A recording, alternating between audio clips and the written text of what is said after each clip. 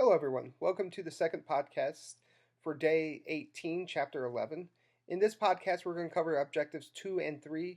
These two objectives are pretty linked, so it's hard to separate them into separate podcasts. I think it'll make more sense if we talk about it together. So in this podcast, we're going to talk about how receptors and ligands work to bind to each other in a very specific way. And in this process, they're going to generate a very specific response using signal transduction pathways. Okay, let's go ahead and get started. Let's begin our conversation by drawing a rather large cell here. And we're going to draw a nucleus here in the middle, somewhere here. I'm just going to put an N there for nucleus. And as we think about a signaling pathway, there are 3 steps that we need to think about. The first is called reception. So let's write reception right here.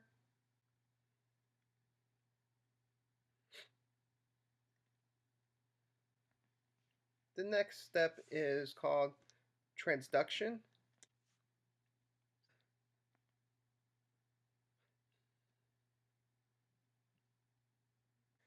Reception can happen on the outside of the cell, and we'll see in a little bit how sometimes it can happen on the inside of the cell.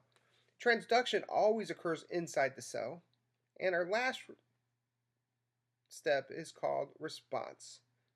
So transduction and response are both always on the inside of this cell. So for reception, we're going to need a receptor. And remember, receptors are proteins coated by the cell in the nucleus of the cell. It makes a protein and it gets taken to the plasma membrane of the cell. And if you remember from last section's material, it does this using the endomembrane system to get proteins on the outside. I'm going to draw a variety of these receptors that have a slightly different shape to them.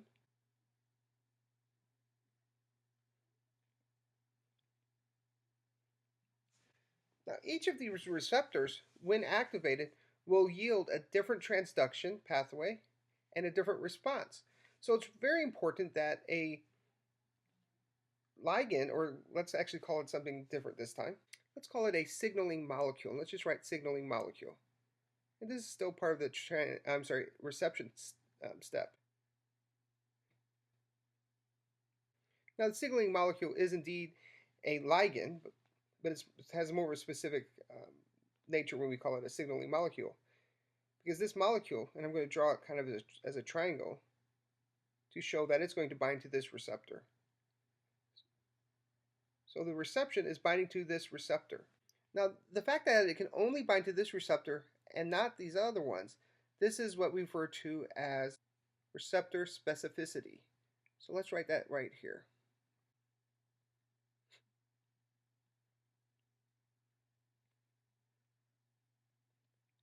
And just as the name implies, it just simply means every signaling molecule of the ligand can only bind to one kind of receptor. And this is important because this signaling molecule, let's just say it's a growth factor. So let's write GF here for growth factor. And when it binds here, it stimulates the cell to grow or to divide. This might be a signal that tells the cell to die. This might be a signal to tell the cell to release some sort of antibody.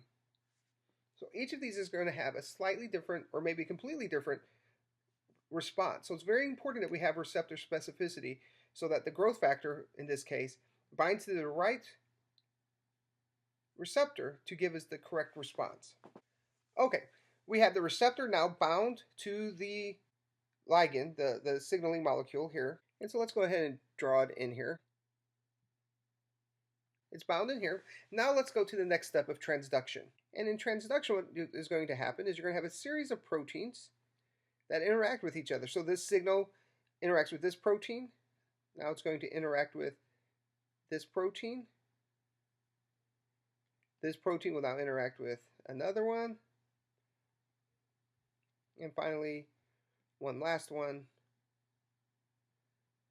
here. And then finally, in this particular example, it's going to go into the nucleus. And we'll get back to that in just a moment. So, transduction. It transduces the signal from the plasma membrane all the way into the nucleus. Now in the nucleus, let's say we have a gene here that we need to transcribe, just like we learned a couple days ago. We have our promoter here. I'm just going to put a P here. And let's say this is a gene that's important in replicating the DNA. So I'm going to put S phase.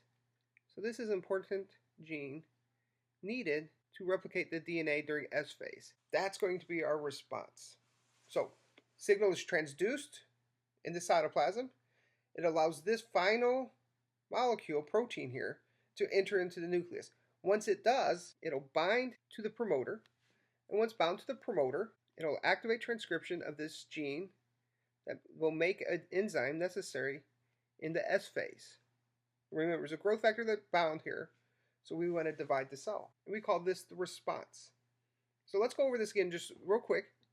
Reception, the receptor was bound by the signaling molecule. Once the signaling molecule bound the receptor, it caused a transduction of a signal from the plasma membrane involving a whole bunch of proteins involved. It's not always 4. And finally, we end up with this final protein, which will now enter into the nucleus and give us the third step, the response. And the response in this case is that the S phase enzyme is now turned on. So this is a very simple kind of signaling pathway, a very common one though. Okay, now let's move on to objective 3. Objective 3 focuses on signal transduction. And though we didn't talk about it, what we really drew here was signal transduction. So let's go ahead and call it what it is. The process of relaying a signal through multiple proteins in this manner is called signal transduction. It involves this pathway.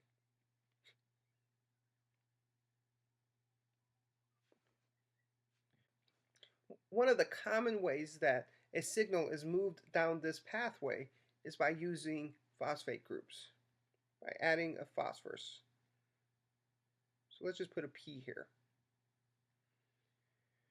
So often when this transduction is initially occurs, it takes and adds a phosphorus group to this. And what that can do is, well, what that often does is changes the charge on this and changes the way it folds or forms. That will then in turn activate this molecule to get a phosphorus group put on it. And then this one as well. And then finally this one too. All of them getting a phosphorus group put on them. Very common. And again, when the phosphorus group is put on it, it changes the charge and it changes the shape of these enzymes and allows them to do their job. So now this will now enter into the nucleus and give us our response. The enzymes that add phosphate groups to it here are called protein kinases.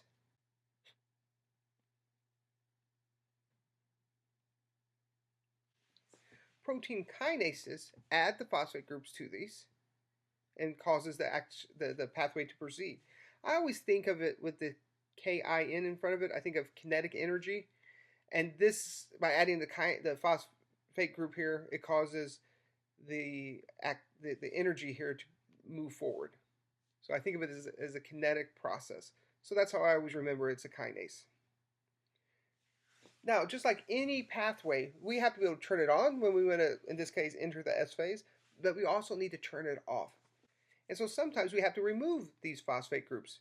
And we do that by using a protein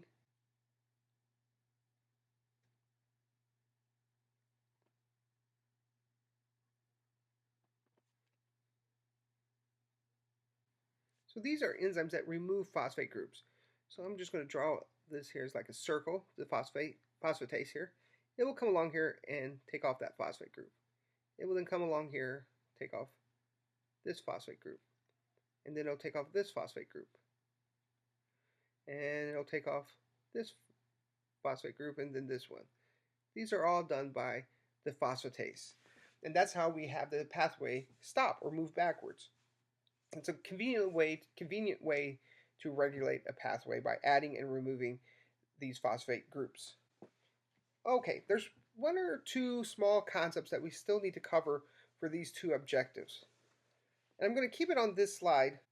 Receptors can either be on the plasma membrane or they can be on the inside of the cell.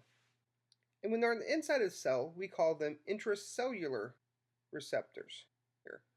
So an intracellular receptor is called that because it's inside the cell.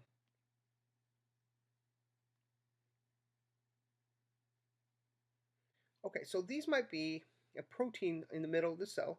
Let's just kind of draw it like this. And in this state, it's inactive. And let's also say that this has to get into the nucleus to turn on some gene necessary for the S phase. But how does it get in here? It's not part of this pathway. It's not hooked to the plasma membrane. Well, what will happen is sometimes we'll have molecules like calcium. Let's just draw calcium out here. It's a small ion. And it can enter the cell. And when it enters the cell, it can bind to our intracellular receptor. And when it binds to it, it changes its shape in such a way that now it too can enter into the nucleus. Okay, so this is an intracellular receptor. It binds a small molecule, and there's other ways you could activate it as well. And once it's bound there, it can now enter the nucleus and do its job. So this is an intracellular receptor. Since I chose calcium, and I did that on purpose, I want to introduce another term for you called second messengers. Let's go ahead and just write that down here, a second messenger. There's only a couple things you need to know about second messengers for now. You should know that they are not proteins, first of all. They're small molecules, so small molecules that are not proteins